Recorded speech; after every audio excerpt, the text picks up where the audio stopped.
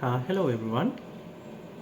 Under the module Crafting and Executing Strategy of Master of Business Administration 2025 program of PIM, this podcast has been created with the view of analyzing the performance of a state-owned enterprise with a special emphasis on identifying the strategies to achieve competitive advantage.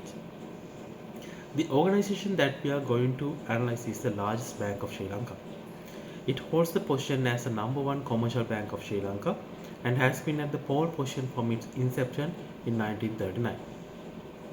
It has the highest number of assets, deposits, advances, and the revenue and profit of all banks of Sri Lanka. Also, it has been recognized as the bank among top 500 banks in the world by the popular The Banker magazine of UK. It's none other than Bank of Ceylon, which is popularly known as BOC among the people of Sri Lanka. BOC has the highest brand value of all organizations in Sri Lanka as per the Brand Finance magazine. It has a brand value of 57.41 billion rupees for the year of 2025. The bank is the only bank among top 1000 banks in the world as per the Bank magazine for 16 consecutive years. There are assets worth of 5.5 trillion rupees, deposits worth of 4.4 trillion rupees, gross loans and advances worth of 2.7 trillion rupees, and profit before tax of 120.8 billion rupees for 2025. The bank has 8,912 employees and 2,413 customer touchpoints. The bank has a AA minus credit rating by Fitch and stable CCC plus international rating. This podcast is based on the latest annual report of Bank of Ceylon, which is the 2025 annual report titled as Spectrum of Dimensions, Enduring Progress. The title shows the diversified path undertaken by Bank of Ceylon for the progress it envisions. The bank has the theme Bankers to the Nation or Jatiye Mahapahan Tamil.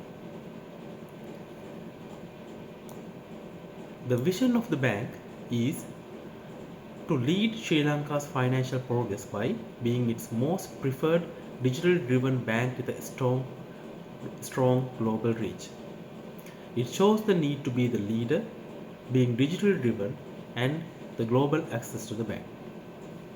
The mission of the bank is to deliver secure, inclusive, and technology enabled financial services that empower individuals, businesses, and communities to uphold service excellence across our nationwide and global network, and to create sustainable value for our customers, employees, and other stakeholders. It has a more broad definition to the vision we discussed earlier.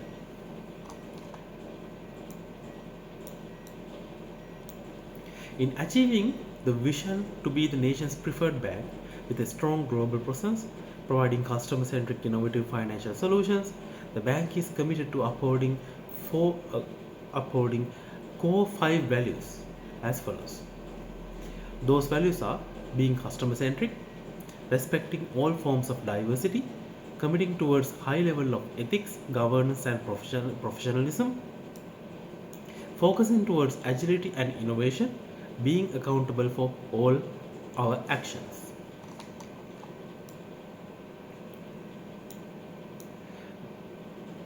The vision, mission, and the core values show that the bank is built upon a strong foundation with the right attitude to become the absolute best in its class. When evaluating the bank's internal and external environment, we could point some salient features. The strengths of the bank are discussed earlier. The assets, advances, deposits, branch network, and customer touchpoints, employees, brand value, and 100% government backing could be taken into account. The weaknesses of the bank are minimal and the NPA balances could be taken. The opportunities in the market were Sri Lanka having a 5.3% growth in the third quarter of 2025, which implied a healthy economy, which indicates the advances growth and interest income to be earned further. The global economy had a 3.3% growth forecast for year 2025 by IMF. the vehicle import restrictions were relaxed and Sri Lankan rupee has witnessed a 5.6% depreciation against USD in 2025. The threats mainly arisen from private banks such as Commercial Bank and HNB in banking sector, and Commercial Bank strongly following the path of BOC. As per the Pestel analysis, politically stable government, IMF tranches to stabilize the economy were available throughout 2025. When economic context is concerned, 5.4% growth for the first 9 months of year 2025 was there. Under social context, the Gen Z have been proven the importance of digital banking and the importance of youth savings products. The technological context have seen many new trends when it comes to banking.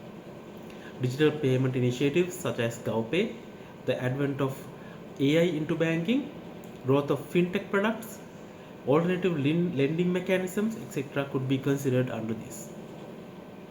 The environmental context have also seen trends such as enhances climate change effects such as cyclone Ditwa, ESG initiatives, energy efficiency and corporate accountability requirements. Under legal environment, the reinstatement of Parate law from 1st of July 2025 onwards and other regulatory concerns are discussed. The annual report includes strategic responses of the bank under Pestel analysis concerns. The bank confidently enhanced the credit and deposit portfolio, maintaining strong capital adequacy and liquidity buffers, enhancing financial literacy, providing youth and SME loans, enhancing digital banking reach, issuing largest Basel III compliant sustainability bond, adhering to all laws and regulations newly introduced were few strategic steps BOC has undertaken. Bank of Ceylon has introduced 5 core pillars which define the strategy of the bank. Those are stability, governance and sustainable growth, excellence in customer experience, digital excellence, rewarding credit culture and healthy credit portfolio, building a high performing team. The bank has developed a 5A strategic plan from 2026 to 2023 to 2030 based on the given core pillars. It has introduced governance and risk as a 6th strategic pillar. Also, 5 driving principles of BOC strategy are highlighted, which are purpose and responsiveness, alignment and ownership, execution and performance oversight, continuity and recalibration, governance and accountability. The annual report describes where the bank wants to be emphasizing the core elements, which are customer service excellence, market leadership, digital leadership, and sustainable banking. Bank's strategic response to achieve all these elements are being divided into core actions. Under stability, governance, and sustainable growth, the actions taken were raising Tier 2 capital by 35 billion rupees by issuing debentures and sustainable bonds, training 347 officers to conduct ESMS environmental screening, investing 780.5 million rupees on community works, etc. To achieve excellence in customer experience, investing 3.1 rupees billion to modernize branches, upgrading and relocating 8 branches, executing more than 40,000 training hours on customer service excellence, conducting 3,000 financial literacy programs, building 2 new green buildings could be highlighted. To achieve digital excellence, investing 3.3 billion rupees on digital system enhancement and improve cybersecurity, installing 29 CRMs and terminals, automating 11 processes of the bank, training 1,500 staff on digital solutions of BOC could be emphasized. To realize the rewarding credit culture and healthy credit portfolio, restructuring 2,500 facilities, training credit and recovery staff for 42,850 hours, increasing SME credit portfolio up to 319.9 billion rupees could be highlighted as actions taken. For building a high performance team, providing remuneration and other benefits to employees worth of 45.7 billion rupees training 8,563 employees could be mentioned. Strategic initiatives undertaken to achieve all the mentioned goals and objectives could be listed as below. Optimizing capital and liquidity, climate risk taken into consideration on all planning work, offshore banking growth and enhancement of investment banking, governance and compliance enhancement, strengthening of sustainable finance. The bank has achieved a capital adequacy ratio of 16.9% and liquidity coverage ratio of 260.4% through these initiatives. The differentiation achieved by segmenting the market and providing many financial solutions such as women, youth, SME to the specific segment, simplifying the process and reducing turnaround time are other strategic initiatives. The customer satisfaction score of Bank of Ceylon has increased up to 81%. By undertaking the digital excellence initiatives, total digital transactions of the bank has risen up by 23%. Enhancing the credit risk score assessment, improving green finance initiative, enhancing the recovery process, have increased the advances balance by 9% and NPA ratio had been reduced by 5.6%. The corporate structure of the bank is developed by the head office departments and executed through the departments and branch networks. There are more than 650 branches throughout the country of BOC and they thrive towards achieving the assigned targets which are derived from the strategies formulated. Strategy execution is monitored heavily by branch managers which are being overseen by the area managers, assistant general managers and deputy general manager divisions. The employees are well motivated and driven and hence achievement of the strategic objectives is not that difficult.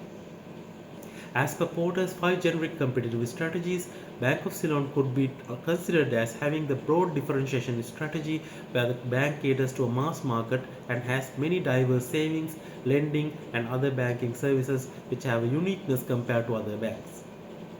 The bank possesses some low-cost provider traits as well compared to private banks and financial institutions mainly.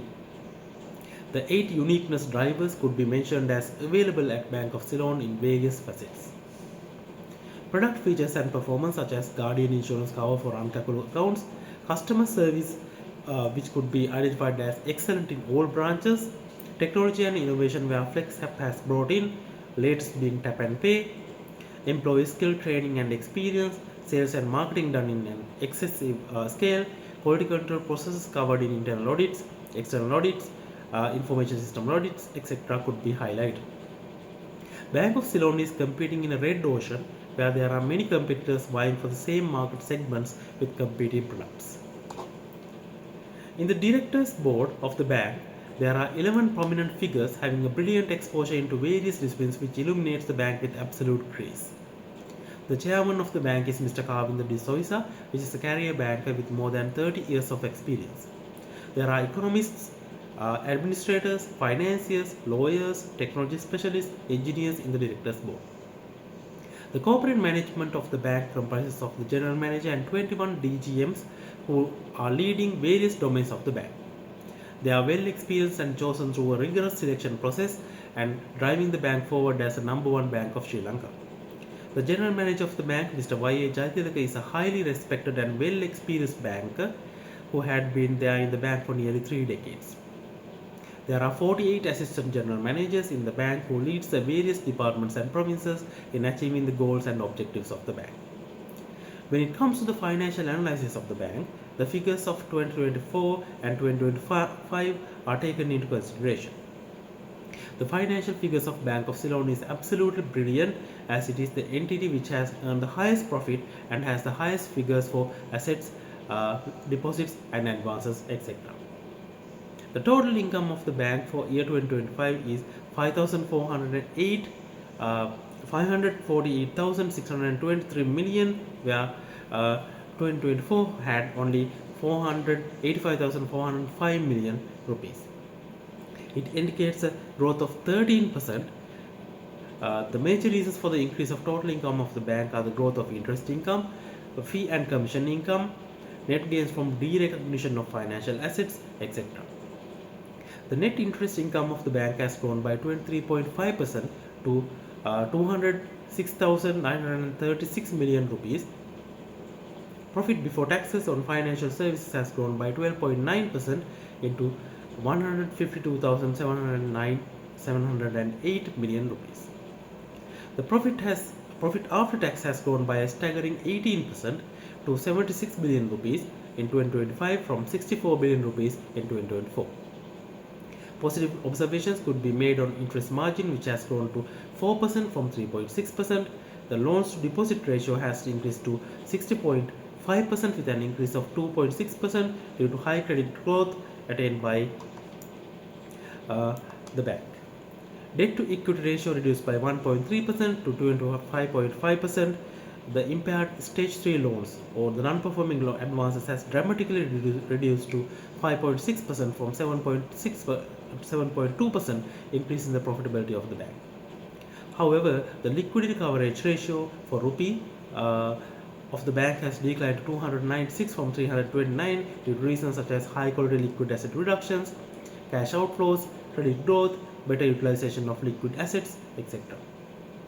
However, the central bank requirement is 100%, which is well below the current value. The net stable funding ratio has declined slightly to 156.6%, by just 1.3%.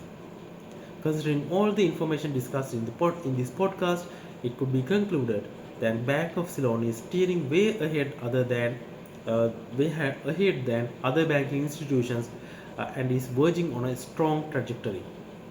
The bank has chosen better strategies and has maintained the position in the pinnacle of financial landscape in Sri Lanka and will secure its position for the foreseeable future as the number one bank in Sri Lanka. So, this is the end of an interesting podcast on Bank of Ceylon. Thank you for listening. Have a nice day.